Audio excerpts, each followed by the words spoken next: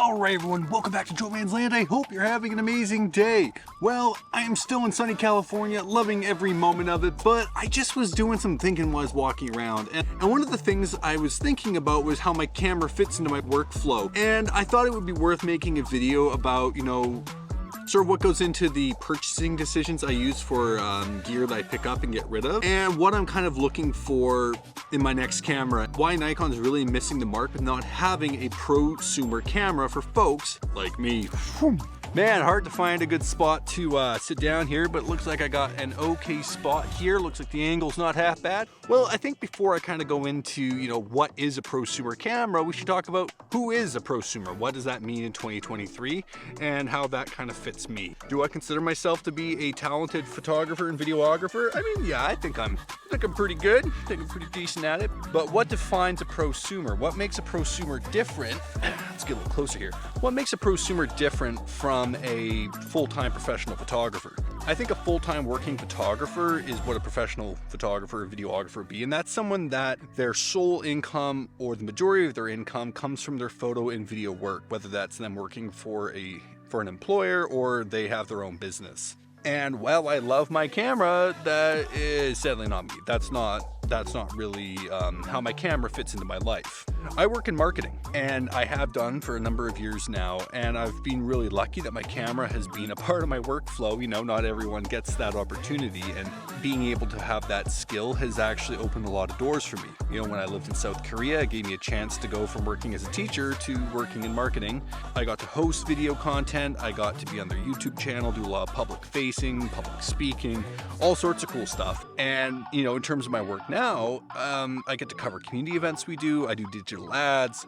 There's a lot of great things that I get to create with my camera, but it's not everything that I do. And then yes, of course, on the side, I do some consulting. I've got some clients that I do photo and video for, and that's all fine and good. But in all of that, my camera isn't really everything that I bring to the table. And I mean, my YouTube channel, love doing it, love talking to y'all, but it's not a source of income for me. It's not something that really creates business for me. It's just something I do because I enjoy it and I love it, right? And there's nothing wrong with that. But with all those things kind of factored together, would I say I'm a professional full-time working photographer? No, I would say I'm prosumer, right?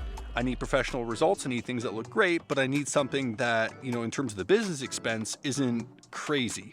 And that's how I look at my camera. It's a business expense, right? I have all my own gear, I have to finance that myself, and I have to look at how much business I'm bringing in with my camera, and that's kind of what dictates how much my budget is and what I look for. Now with that in mind, that's just what I see as a prosumer, right? Someone that uses their camera, gets work from it, but it's not all they do, and it's not necessarily the majority of their income. So now that we've kind of got my working understanding what a prosumer is and kind of how I fit into that, let's find another spot to sit down and let's talk about, what I look for in a prosumer level camera and why it's so important that Nikon hasn't come out with a camera that fits that bill. All right, so the first thing we need to think about in terms of prosumer cameras is what is it going to be used for, right? How does your camera fit into your workflow? Are you just doing video? Are you just doing photos? Where is this content also living? Like, is it going to be going on web, digital ads? Is it just for social media, right? These are things we all have to factor in right off the bat in terms of the gear we should be looking for. Could go into a lot of different cameras that would suit those different categories. Not going to do that. We're just going to be kind of talking today about, myself and the type of content I create, and then sort of build a list of things and requirements for the cameras that I purchase based off of that. So let's go there first. What do I shoot? Well, I'm a hybrid shooter, right? I do photo and video, both for my work at my full-time job, as well as for my clients I subcontract to on the side. My clients have ranged from spirits to restaurants, all the way to a wedding. And, in terms of the gear that I have, it has to be able to serve quite a wide variety of clients, right? For the most part, most of the content lives on digital, but let's say I have a wedding client. Well, they might be doing a printed book, they might do a blow-up poster print, right? So a cell phone or something like that just doesn't really cut it. Let's get into the sensor first, right? Because if we're thinking about photos and video, usually one type of sensor doesn't suit the other, right? Typically you want a lower megapixel style sensor like you have in the A7III for video because it looks really clean. But if you're shooting stills, you want something that's higher megapixel so you can crop in, reframe, and also do prints if you want. But I'm a hybrid shooter, so what kind of sensor sort of satiates my appetite for both? For me, for megapixel count, I don't necessarily have a lot of experience with cameras that have been bad for either. My Z6, which is the main camera I use right now, is 24 megapixels, and I haven't found that I've had any issues in terms of video quality for my video-based clients or image quality for those who just want stills. I've done prints with it, it looks really clean, and I've shot a lot of low light both for photo and video, and it's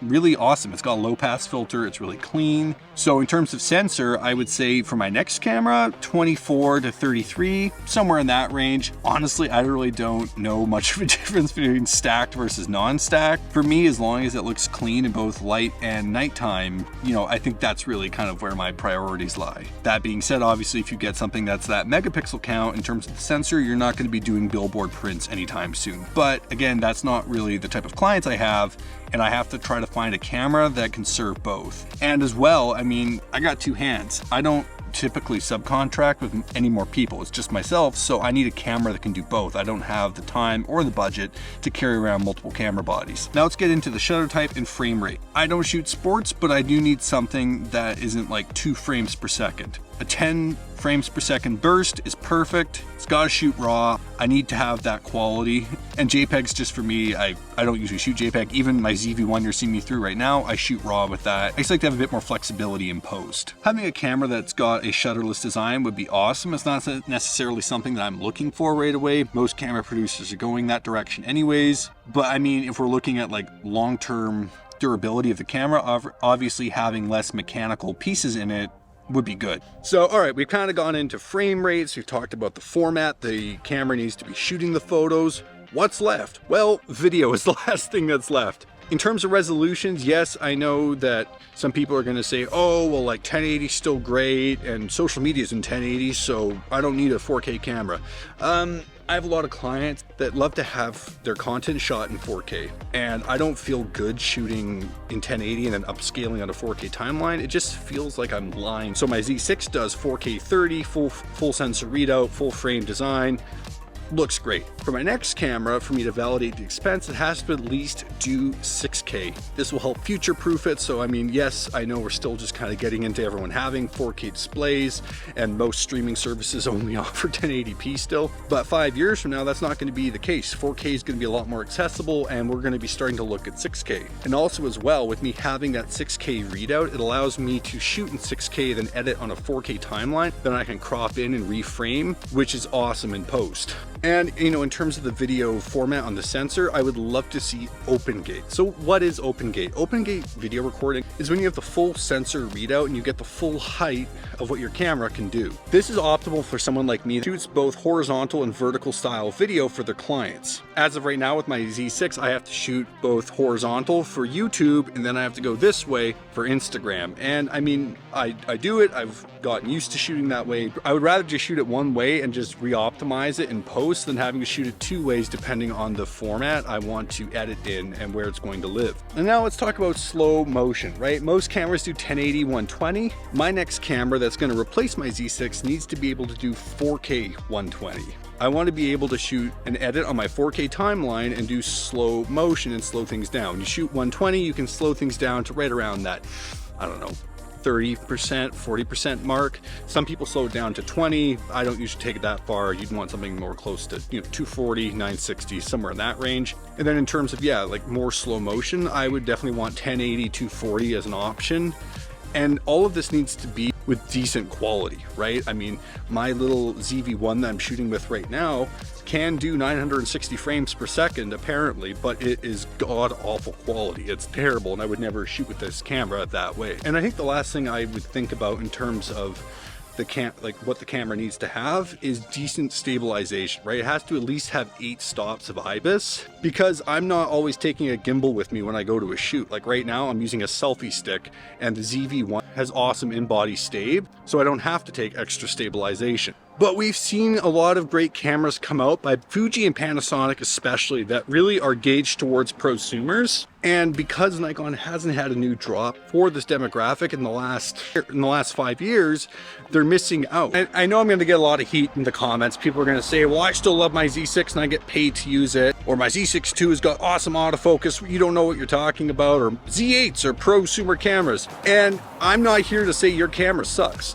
I still love my Z6 and think it's a great piece of tech, and I'm not replacing it anytime soon. But the reality is, a lot of other camera brands have come out with prosumer grade cameras and are going after that market. And as a result of that, Nikon's losing out and is missing out on a very large consumer base. I think the best example of a camera that's come out in the last year that's gauged towards the prosumer market is the Panasonic S5 II and S5 IIX.